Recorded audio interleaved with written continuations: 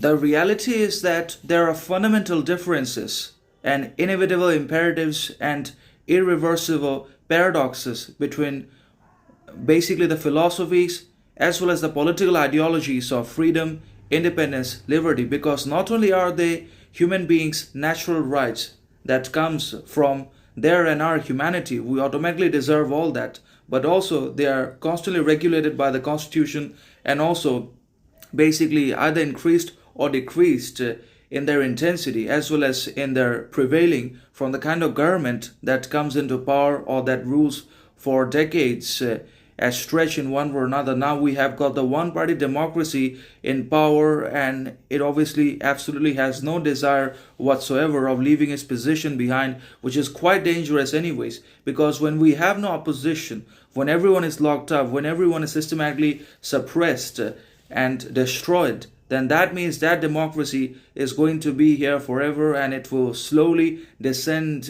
into a worse form of governments than it ever has been. It will become dictatorship, more controlling, conditioning, enslaving than ever before, with the elites, globalists, capitalists.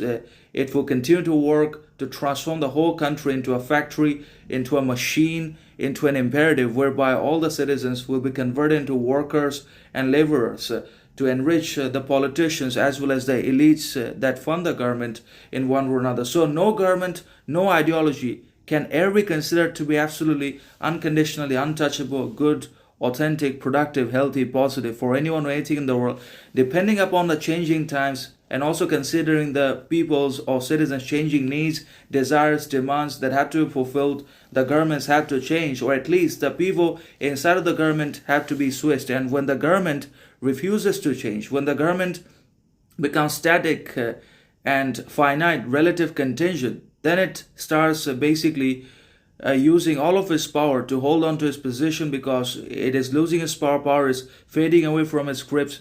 But then again, liberty is difficult because most people don't prefer liberty. What they prefer is the silence of despotism. And in India, it's quite the same. People are silent, people are quite indifferent, addicted to all the different pleasures, or obsessed with themselves, with all the different entertainments and pleasures and materialistic possessions to life. But they don't care about the overwhelming injustice, inequality, unfreedom being done to us, committed against us. The lower class is suffering, the middle class is suffering. The rich people don't care because they're already rich, they've got no problems with the foreign policy. But then again, we must prefer liberty. We have to be on the side of the liberty instead of just silence under despotism, because our silence strengthens the authority. We